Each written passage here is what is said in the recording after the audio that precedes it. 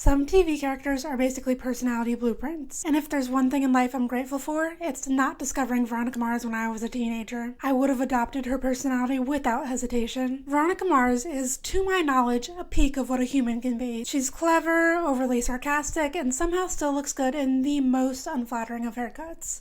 Is it a pixie? Is it a shoulder length? Pick one. In this show, Veronica, who I always want to call by her full name because it just sounds so good, solves crimes all over Neptune, California. And since she's in high school, those crimes range from who rigged the class election to full-blown mass murder.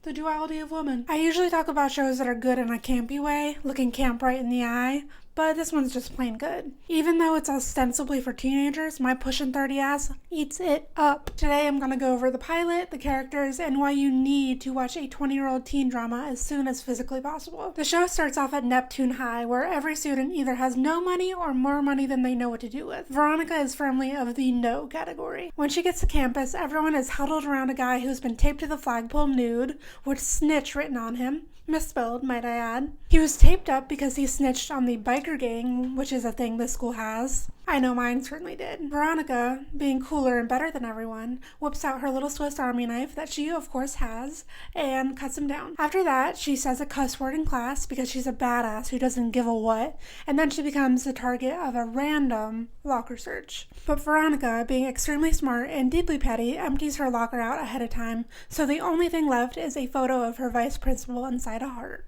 Wow. This is a little embarrassing. Can't you just see how dangerous a girl like her is for the teenage mind? Despite being manufactured in a lab to be the coolest girl alive, Veronica is somehow completely unpopular. Her father used to be the sheriff, so she used to have sheriff's daughter clout. Never heard of that, but okay. Things changed though when Veronica's best friend Lily was murdered last year. Veronica's father, Keith, arrested Lily's dad, Jake Kane, billionaire, tech mogul, and apparently too important to ever be suspected of crime. Arresting him was a massive no-no. If Jake Kane wants to kill his daughter, society says let him. He's rich, a superior specimen. The entire town turns on Keith because almost everyone works for Jake Kane's company. The logic is something like, if Jake Kane gets arrested, we'll all lose our jobs.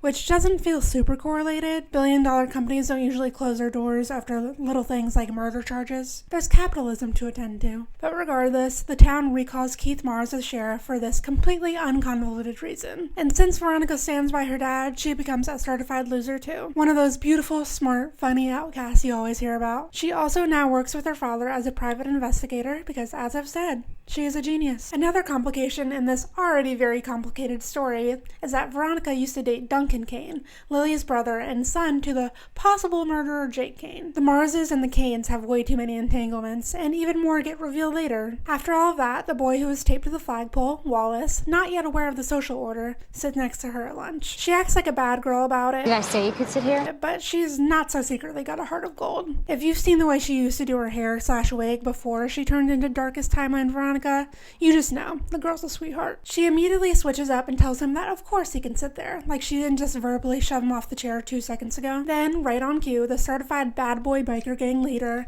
who somehow has full tattoos at 17, Weevil, shows up to confront Wallace. He's mad because Wallace works at a convenience store and dared to call the cops on some of Weevil's boys for stealing beer, also known as doing his job. This confrontation devolves into one of the goons saying that they're going to pull their dick out, as these situations normally go, before the vice principal breaks it up and blames Veronica for the whole ordeal. At the beginning, you really kind of hate the vice principal, but towards the end, him and Veronica have such a mutual respect for each other. It's kind of a beautiful sight to behold. After school, Veronica stops by the PI office and sees Celeste Kane's car, mother to Duncan and Lily and wife to Jake. This is very strange because she hates their asses bad. She came by to get information on if her husband is cheating on her. This family and their drama, I swear. On her way out, she delivers the cuntiest little goodbye in an almost transatlantic accent. Don't get the wrong idea, Mr. Mars. I don't like you.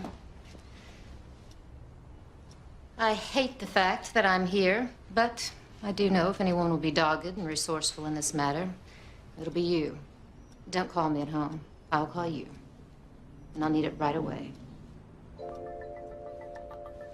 In this scene, we also meet Cliff, their defense attorney friend, who was made to be a voice actor. I like this case. It's tawdry. Veronica is just casually friends with so many adults, and if it wasn't clear already, I want to be her. I'm still scared of talking to adults, and I firmly am one. She talks with her dad about Celeste's case and casually inquires about Jake's sexual appetite. Meanwhile, my parents were telling me that if I ever had sex, I'd be in big trouble. Veronica's dad, Keith, is Veronica in balding adult male form. Sarcastic, witty, clever. No sack dinners tonight. Tonight, we eat.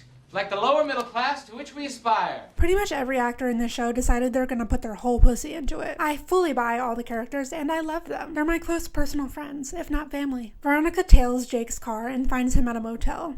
Textbook sign of someone up to no good. Veronica, though, does not see who he's with. On a completely unrelated note, Veronica reflects on how the Lily Kane case changed her life. Her mother, Leanne, walked out on both of them because she couldn't handle the town hating them. You hope when watching that there's a good secret explanation for this, but it just turns out no, she's just a really bad mom. For the Lily Kane murder, a man named Abel Kuntz, another really fun name, was arrested for the murder. He was a quote-unquote disgruntled Kane software employee who, spoiler alert, sort of, definitely didn't do it. He was arrested by the man who replaced Keith as sheriff, Don Lamb, who is a major asshole and also stupid.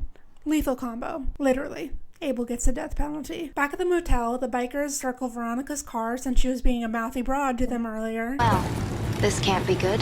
They sort of threaten her, and she has her dog bite one and then tases the other one who threatened to pull out his dick and cock earlier. One thing about this young woman, she's gonna be prepared. She says that if they leave Wallace alone, she will steal the tape of the boys stealing from the police department.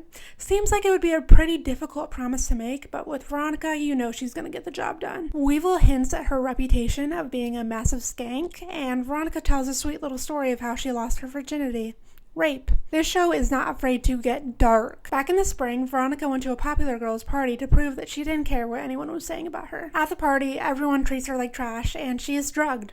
Not a very fun party. And when she went to the sheriff for help, he told her she was lying and sent her away. This show is also not afraid to get infuriatingly real. The next day, Veronica is confronted in the parking lot by Logan Echolls, son of a famous movie star who acts exactly like the son of a famous movie star. It's honestly incomprehensible how we as a fan base end up loving him because in the pilot, he's derangedly awful. He taunts Veronica about her mom leaving and her being an alcoholic. A little hooch, huh? What's the matter? Aren't you your mother's daughter? Now there was a woman who could drink. Hey, what's she up to nowadays? Maybe she'll join us. You know where she is? Any clue? Very sweet of him. The people in this town are so unbelievably terrible, but terrible in a way that is very fun to hate. Later, Veronica prints the pictures from the motel while one of the worst songs I've ever heard plays in the background. You all sing, sing. The night slowly fades and goes slow motion. All the commotion becomes floating emotions. There's not much to say about that moment. I just needed someone else to hear that song. It's bad, right? I'm not going crazy? Anyway, she shows the photos of the woman's license plate to her dad, who acts very cagey and says he's dropping the case. I wonder if the license plate belongs to anyone that we know, perhaps. Back at school, Veronica starts her plan to get the tape from the convenience store back from the cops. She asks a guy named Corny, a boy you can identify as a stoner by name, face, and voice alone, So twisted. to make her a specialized bong. She then sneaks it into Logan's locker and has the vice principal do a locker search as her much-deserved revenge. I don't know if she actually snitched on him for this or if the locker search was truly random, but this is an instance of snitching I strongly support. The bong gets sent to the evidence locker at the sheriff's department, and Veronica sets off a tiny mini explosive. Nothing too nefarious here, completely warranted. I feel an intense need to defend her. Yes, she set off an explosive in a government building, but she is no Timothy McVeigh. When the fire department arrives, one of the firemen switches out the tape. Veronica goes up to him to get the tape, and he calls her Smokey the Barely Legal. So unfortunate that that disgusting line is kind of clever. After a long day of causing chaos, Veronica pretends to be the German secretary at the sheriff's department and gets one of the officers to run the plates from the motel. And it turns out the car belongs to none other than her mother. Told you these families get way too interconnected. And unfortunately for everyone involved, that's not even all of it. When Veronica confronts Keith about why they're dropping the case, he says that he ran the plates and it was corporate espionage and he doesn't want to go through with it. Keith, have you met your daughter? You can't lie to Veronica Mars. She's a bloodhound in a pink hoodie. Veronica then goes to the courthouse of the biker boys to admire her work. She's replaced the tape of them shoplifting with a tape of one of the officers receiving a bead from a prostitute. Not sure where this tape came from or if Veronica just has a Rolodex of blackmail at her disposal, but no matter where it came from, it gets the case dropped. Veronica and the bikers are sisters for life. The sheriff gets so angry, and I love to see it. It nourishes me. Take that, you bitch. She brings the good news to Wallace, trying to play it cool, like she only did this because she felt like committing light federal crimes that day. But Wallace can see right through it. He knows that she's secretly a soft sweetie pie. A marshmallow. Then we cut to the parking lot where Logan, who has deduced that she was behind the bong situation, is lying on top of her car and bashing in their headlights with his little entourage of what would now be the rich kids of Instagram. Perfectly normal, non-psychotic behavior from a teenage boy with too much money and not enough hobbies. The bikers, though, interrupt Logan's shenanigans and scare him away with their mere existence. And by crushing his friend's mom's car. And by punching him in the stomach and face. That's how bad to the bone these boys are. They ride for Veronica now, as anyone and everyone should. Back at the PI office, Veronica sneaks in after her dad leaves to see what is in his safe about the Jake Kane case. But in doing so, she finds something about a different Jake Kane case. Keith is still working the Lily Kane murder case, unconvinced that Abel Kuntz, the confessed murderer, is really guilty. This leads Veronica to question everything she knows and vow to get answers. And then later she does. Because if I have not emphasized this enough, this girl is better than everyone. And that's a wrap on the pilot. This show is just the perfect mixture of mystery, soapiness, and pure comedy, and I am in love. Please check out the show if you haven't already, and please check out my channel if you haven't already, which I assume you haven't. I have 6 subscribers. Hope you enjoyed watching. Like and subscribe, and I hope to see you next time. Bye!